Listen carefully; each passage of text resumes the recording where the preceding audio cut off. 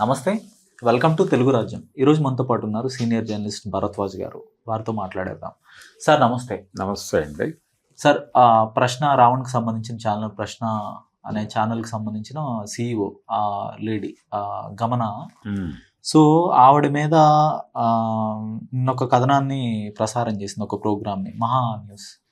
So అందులో దానికి సంబంధించిన యూట్యూబ్ థంబ్‌నెయిల్‌కు భర్తకు టార్చర్, నాయుడితో అక్రమ సంబంధం, నా రావణ్ ఎక్కడ బెంగ పెట్టుకున్న గమన.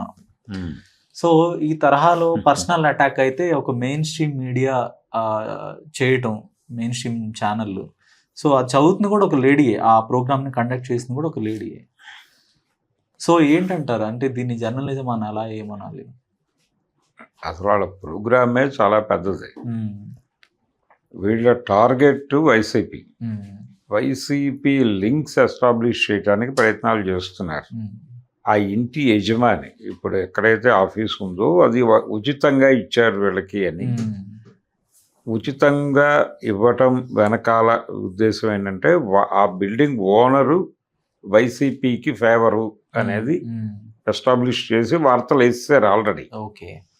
సో ఇదంతా ఈ రావణ్ అనే ఛానల్ డిజైనింగు, అతను మాట్లాడే మాటలు, ఇవన్నీ కూడా ప్లాన్ చేసింది వైసీపీ అనేది ప్రపంచం మనసుల్లో. అది నిజమా కాదా అనే విచక్షణ వివరాల్లోకి ప్రపంచం వెళ్ళటం, ఆ లీగాలిటీస్ గురించి మదన పట్టడం, ఆ గొడవ కాదు ఇక్కడ.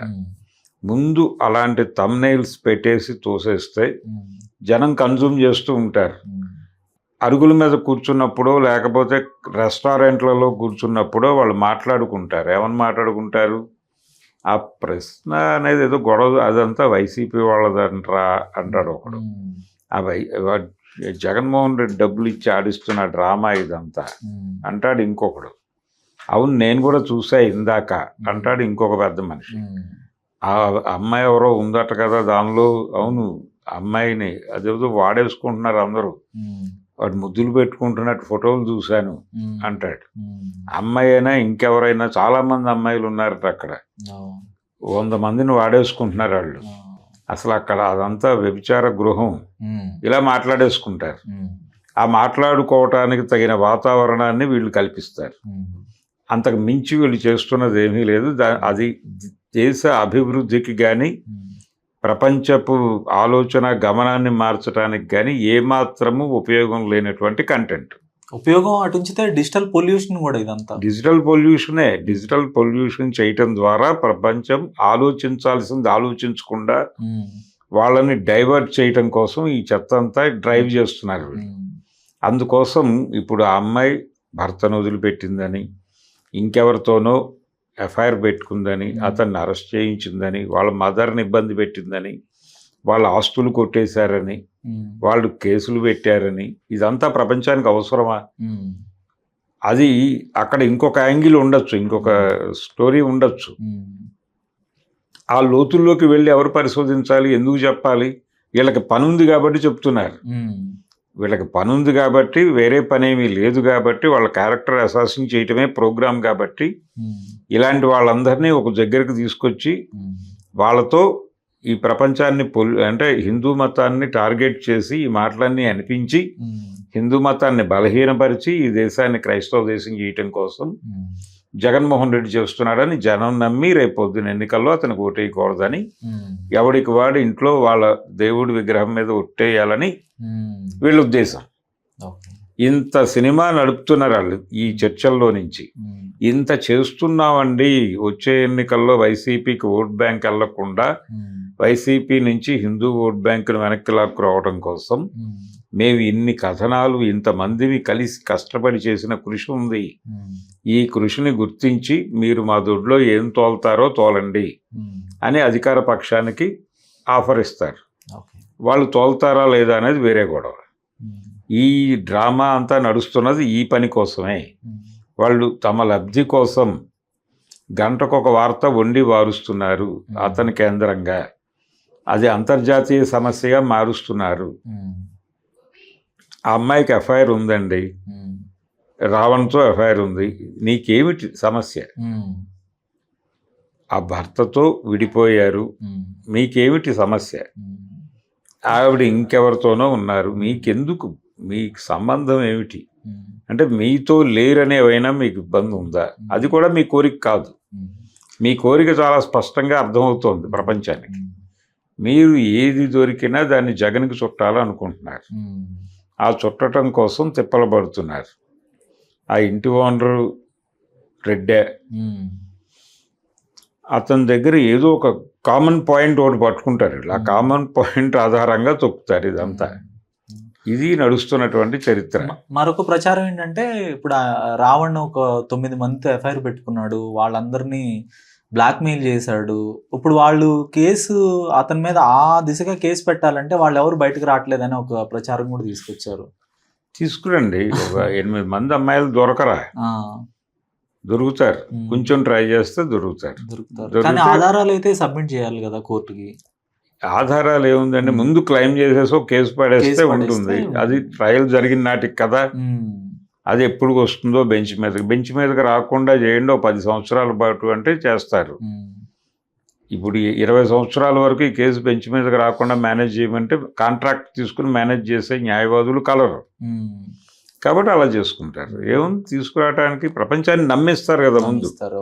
నిన్నే 8 మంది అమ్మాయిలు వచ్చి తమ జీవితాలతో ఆడేసుకుని తమని లైంగికంగా వాడేసుకున్నాడని చెప్పారు అనేది మళ్ళీ టీ కొట్ల దగ్గర టీ తాగేవాళ్ళు మాట్లాడుకుంటారు. ఈ టీ తాగేవాళ్ళు మాట్లాడుకునే సబ్జెక్టులు క్రియేట్ చేయటము వీళ్ళ ప్రోగ్రామ్. విస్పరింగ్ క్యాంపెయినే చేస్తోంది. అది అంత దాని మీద బతుకుతోంది. పుకారు యుద్ధం మీద బతుకుతోంది ప్రపంచం మొత్తం. అమెరికా చేస్తోంది అదే, వీళ్ళు చేస్తోంది అదే.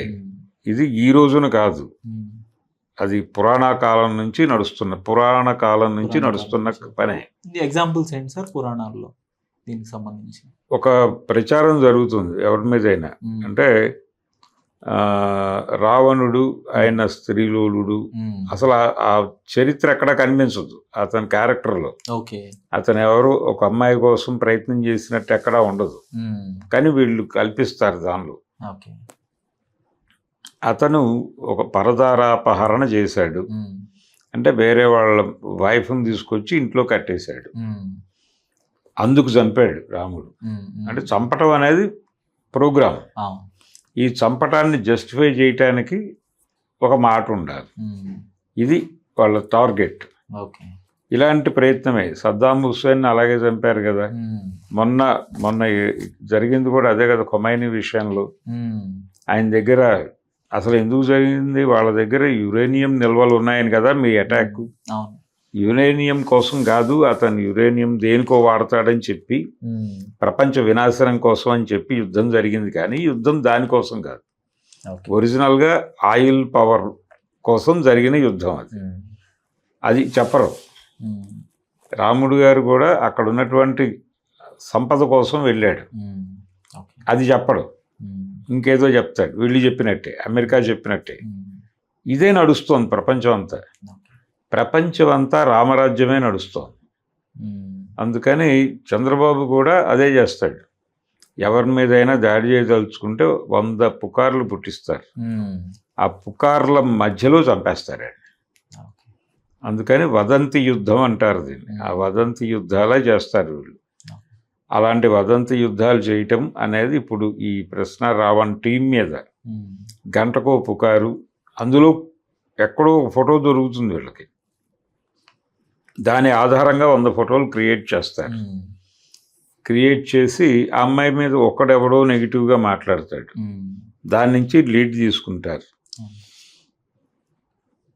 పోలీస్ స్టేషన్లో కేసు నమోదైంది, ఒక అమ్మాయి భర్త మదర్ పెట్టారు, ఆ కాగితం ఏదో దొరుకుతుంది. అది ఏ కాంటెక్స్ట్లోనే జరిగి ఉండొచ్చు. ఆ అమ్మాయిని అతను కొట్టి ఉండొచ్చు, విడిపోతామని ఉండొచ్చు, విడిపోయేటప్పుడు ఇల్లు నా పేరుతో పెట్టాలని అమ్మాయి అడిగి ఉండొచ్చు. ఇలాంటి 100 గొడవలు జరగడానికి అవకాశం ఉంది, వైఫ్ అండ్ హస్బెండో లేకపోతే ఒక ఇంట్లో.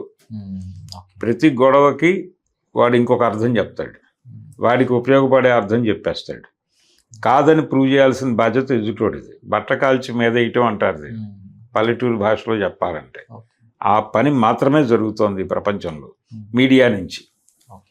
ధన్యవాదాలు సార్. Thank you.